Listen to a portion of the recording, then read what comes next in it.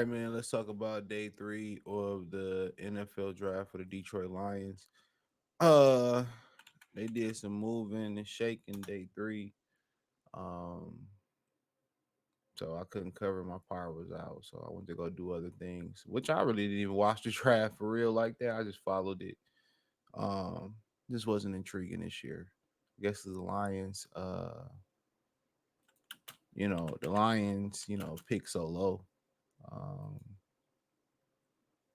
let me pull this up. Um, See if we can find something. Let's just go. I seen the kid out of Utah. I liked him a lot. Um, let's see. Trying to pull this up. I literally just woke up, so bear with me. Here we go. It's the article I found. So this should point us in the right direction. And I do a wrap up show or a wrap up video. I don't be like feel like doing shows, to be honest. Live streams. So we know about the first couple picks, and like I said, I do a wrap up video, a show.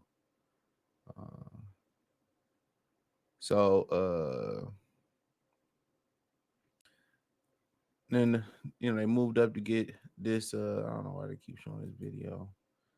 He didn't even get drafted to the Pistons, the Lions. He said Detroit Lions trade up for Canadian offensive tackle Giovanni Manu in the round 4 of the draft. It says Detroit Lions trade up to the 4th round to draft offensive tackle Giovanni Manu with the 126th pick Saturday in the 2024 draft hosting the downtown Detroit.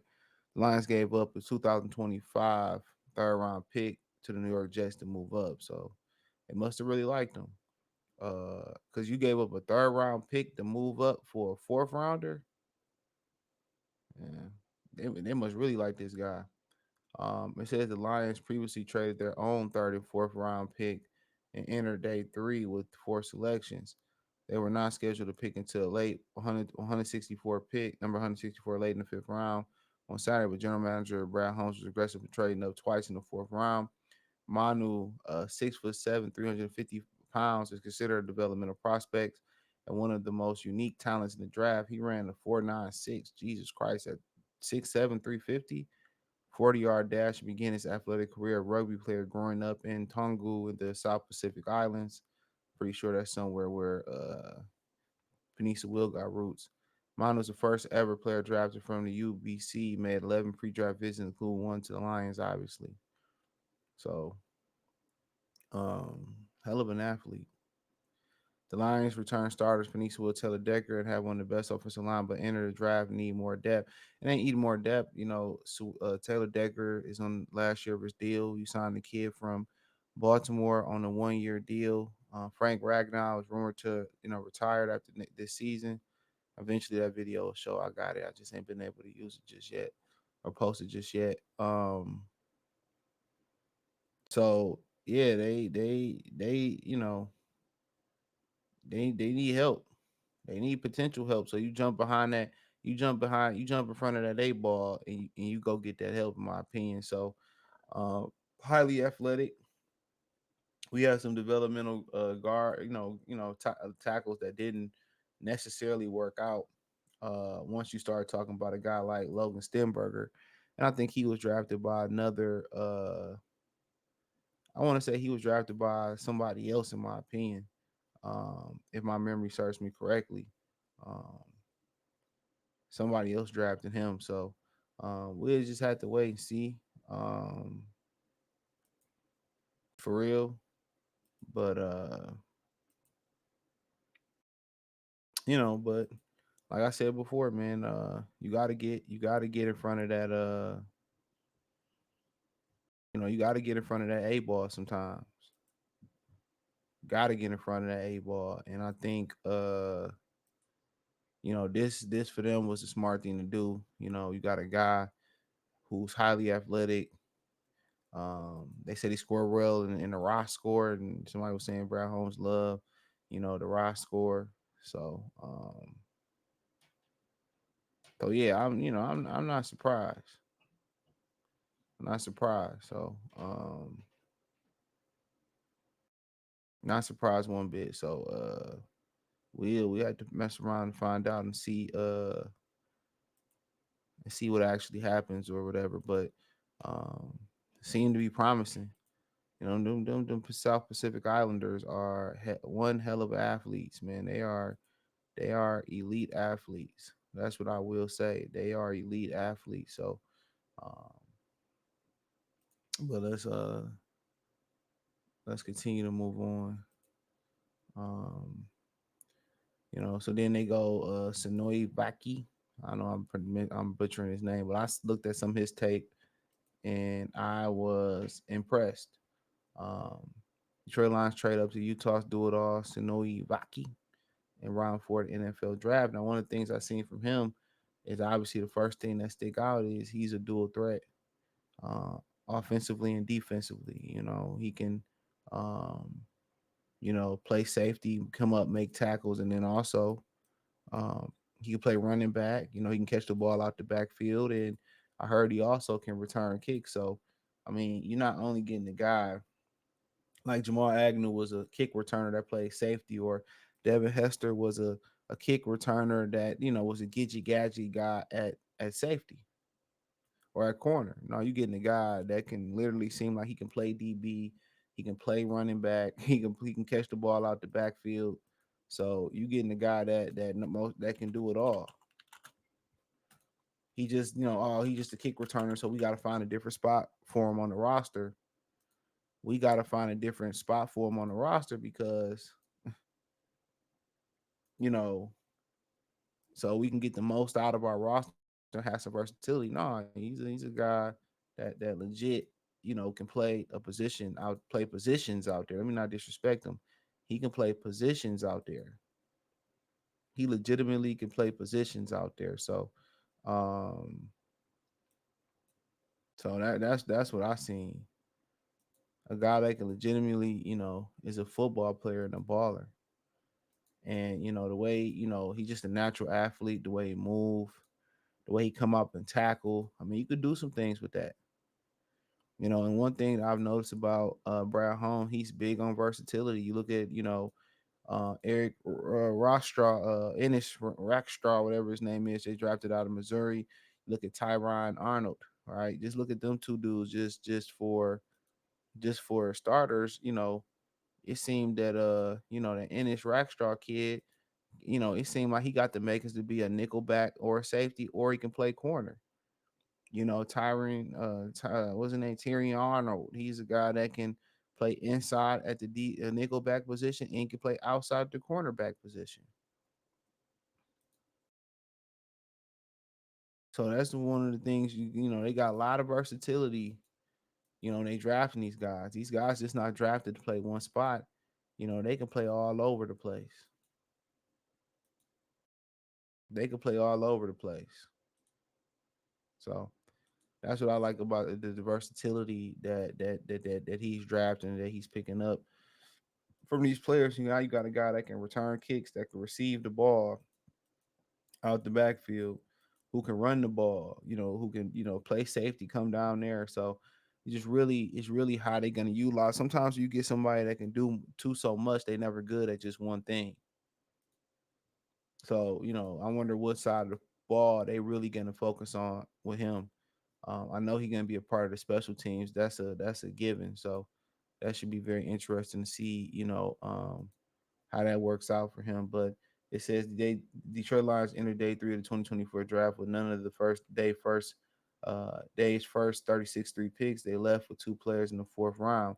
It says minutes after trading a 2025 third round pick to the Jets for the rights to select developmental tackle offensive Giovanni Manu at pick number 126. The Lions general manager swung second deal with Philadelphia Eagles, taking Utah running back Sione Vaki at pick 132. The Lions gave up 164 pick and 201 in rounds 5 and 6, plus a fourth round choice in 2025 in the deal. So they also acquired pick 121 in the sixth round. Vaki had 2 sacks, an interception, 51 tackles, and 12 starts at safety last season, and scored 2 touchdowns on offense as he filled in as running back and Wildcat quarterback. With several teams viewed him as a safety, Vaki said he met with the Lions offensive staff on a pre-draft visit to Detroit. And the team sees him as a running back.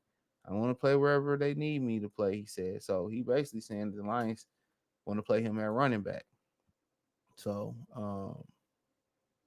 some teams viewed him as a safety, some teams viewed him as a running back.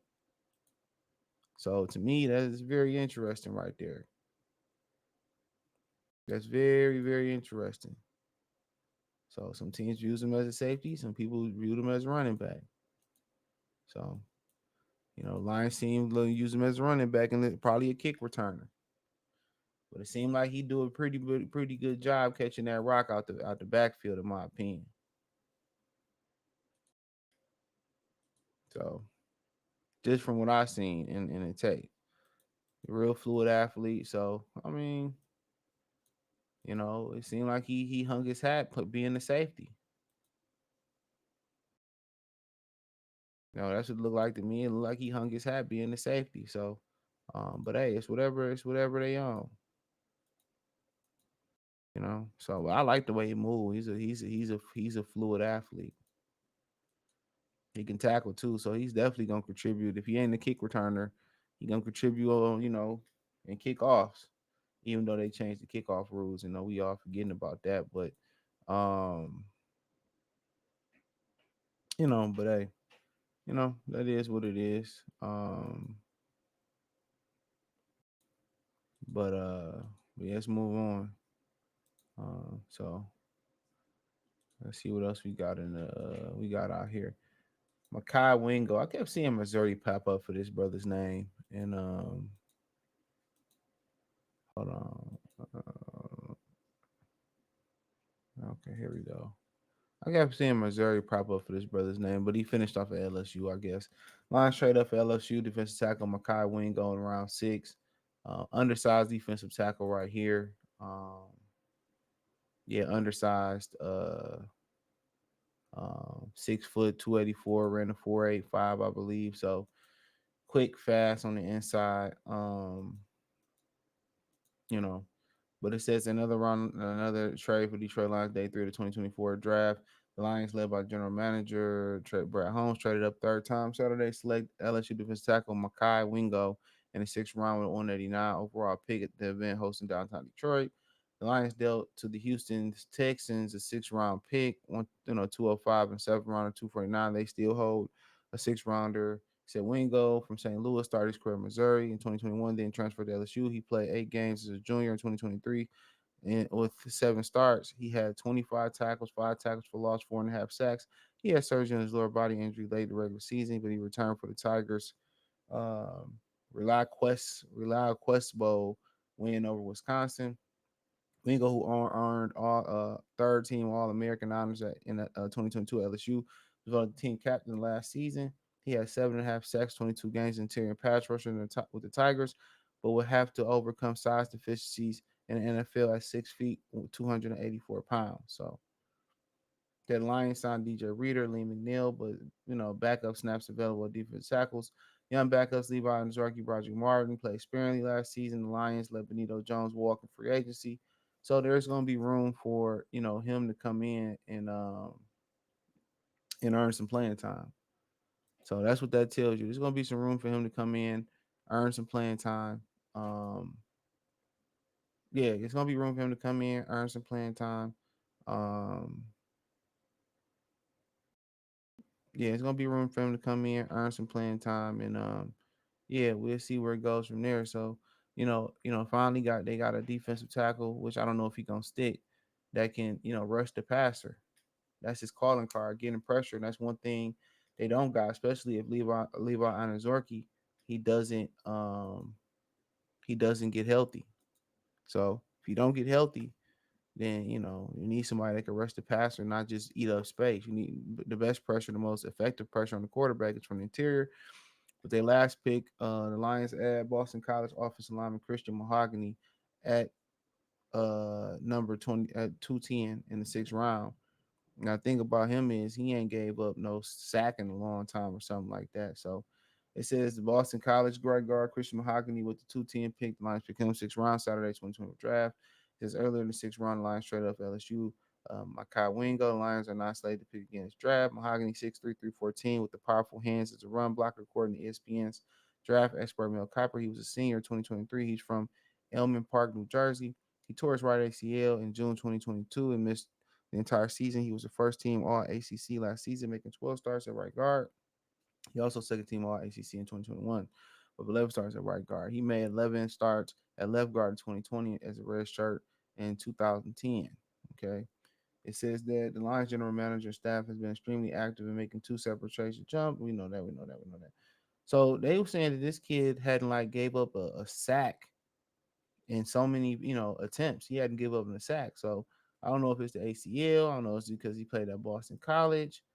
But if he a really good run defender and he ain't really gave up no sack and like it was minimum quarterback pressures, then he an actual problem to be honest. So it might be a steal. You get down there, you just never know with these guys. So, yeah, let me know what y'all think. Check out the Trey Lions Talk playlist. Thumbs up the video, share the video, subscribe to the channel. Next subscribe button is the bell icon button. Hit all notifications, increase chance, get notifications. We go live or drop video financially. Want to support the channel? Cash App, $CJ Good 313, Venmo CJ Good 313, PayPal link inscription. Peace.